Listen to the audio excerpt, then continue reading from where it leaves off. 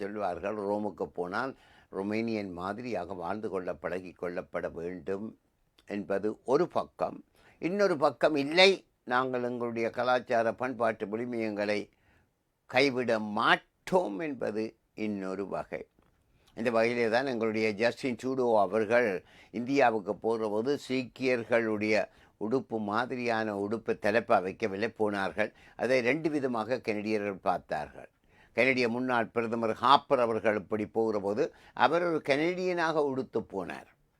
ஆனால் இவர் கால இடத்துக்கேற்ற மாதிரியாக எப்படி போனார் என்றதை பற்றி சாதகமாகவும் பாதகமாகவும் எடுத்து பேசப்படுது. இப்போ சீனாவிலெல்லாம் மாசேதுங் சொட்டு அவர்கள் அந்த சீன உடுப்பு ஒரு கோட், மெல்லிய கோட் மாதிரி போட்டு வந்தார். ஆனால் இன்று சீனிய நாட்டு தலைவரை பார்க்குற போது அவர் மேலத்தேசத்திலே டை கோட் கட்டி இருக்கிறார். ஆகவே ஆளுக்கால் இந்த வித்தியாசங்கள் இருக்கிறது. உதாரணமாக காமராஜர் எடுத்துக்கொண்டால், காமராஜர் சோவியத் யூனியனுக்கு போன போது அவர் இந்த நாலு முழ கதரோடு போவாரா அல்லது பேண்ட்ஸ் அடித்து போவாரா என்ற ஒரு கேள்வியும் கேட்கப்பட்டிருந்திருக்கிறது. ஆரம்ப காலத்தில் மனிதன் 65 லட்சம் வருஷங்களுக்கு முன்னர் தோன்றிய போது உடுப்புடவைகள் ஒன்றும் இருக்கவில்லை. பிறகு படிப்படியாக அவர்கள் இந்த இலைக்குலைகளை கட்டி வந்தார்கள். அப்படியான ஒரு சிலரை நான் நைஜீரியாவினுடைய காட்டுப்புறத்திலே பார்த்திருக்கிறேன். அவர்கள் இந்த அண்டவேர் அது இது ஒன்றும் கட்டுவதில்லை, இந்த கொப்புகளை எடுத்து அவர்கள் மறைக்கின்ற பார்வை. அதே மாதிரி இந்த ஸ்கண்டினேவியன் கண்ட்ரியிலும் ஆப்பிரிக்காவில் நான் பார்த்திருக்கிறேன். மேலாடை அணியாமல் பெண்கள், இளம் பெண்கள், வயதானவர்கள், சிறுமிகள் சந்தைக்கு போகின்ற அந்த பழக்க வழக்கங்களையும் கண்ணார பார்த்திருக்கிறேன். ஆகவே இந்த உடுப்புடவை என்பது கால வெள்ளோட்டத்திலே மனிதர்கள் கொண்டு வந்ததே தவிர இயற்கையாக அப்படி இருப்பதாக இல்லை. அதே மாதிரியாக நான் இந்தியாவிலே ஒரு சீக்கிய டெம்பிளுக்கு போயிருந்தேன். அந்த டெம்பிளிலே உள்ள அந்த ஐயர் அவர்கள் நிர்வாணமாக இருக்கிறார். அவர் சொல்கிறார், எங்களுடைய சமய சம்பிரதாயப்படி உடுப்புடவைகள் ஒன்றும் போட வேண்டிய அவசியம் இல்லை என்று. ஆகவே இதெல்லாம் மனிதனாலே தான் போடு போடாதே என்று சொல்லப்படுகிற நிலைப்பாடுகள் இருக்கிறது என்பதை பார்க்கலாம். ஆகவே ஒரு கோயிலில் பார்த்தன் சீக்கிய டெம்பிளில் அவர் நிர்வாணமாக இருக்கிறார். ஆப்பிரிக்காவில் சில இடத்துல பார்த்தேன், இளம் பிள்ளைகள் ஒரு பிள்ளையும் மேலாடை அணியாமல் இருக்கிறார்கள். அது ஒரு ஹாட் கிளைமேட் உள்ள இடத்திலே. அப்படியாக இந்த ஆடைகள் என்பது கால வெள்ளோட்டத்திலே பலவிதமான நிலைப்பாடுகளிலே ஏறி இறங்கி காணப்படுகிறது என்பதையும் இன்னொரு பக்கத்திலே பார்த்து கொள்ளக்கூடியது ஒன்று ஆக இருக்கிறது.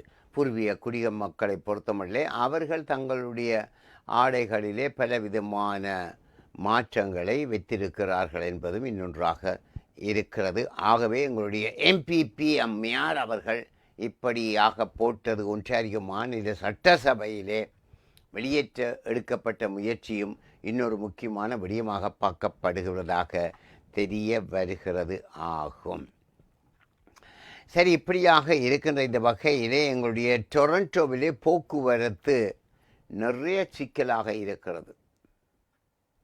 அதாவது குறிப்பாக சொல்ல போனால் இப்பொழுது பிரான்ஸ் நாட்டிலே பாரிஸ் நகரத்திலே உள்ள காரிலே போகிறவர்களுடைய பைசிக்கிளிலே போகிறவர்களுடைய தொகை கூடி காணப்படுகிறது. கேஸ் விலை ஏறிவிட்டது. அந்த வகையிலே பிரான்ஸ் நாட்டிலே பாரிஸிலே நிறைய பைசிக்கிள்கள் ஓடிக்கொண்டு போகிறது.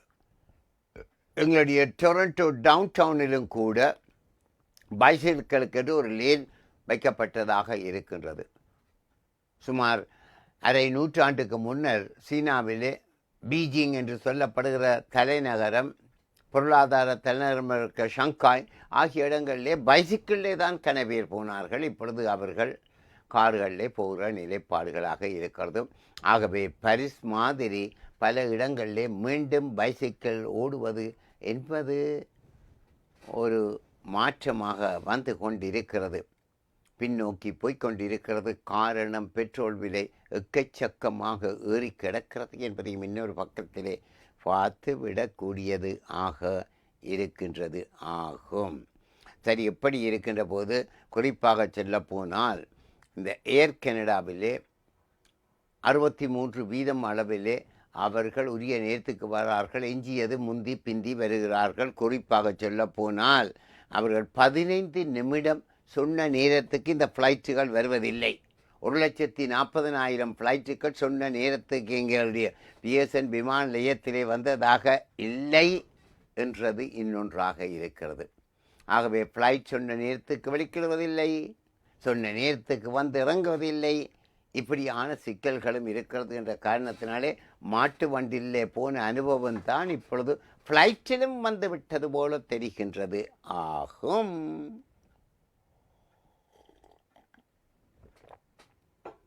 அது ஒரு வகையாக இருக்கிறது. சரி, எப்படியாக இருக்கின்ற இந்த வகையிலே நாங்கள்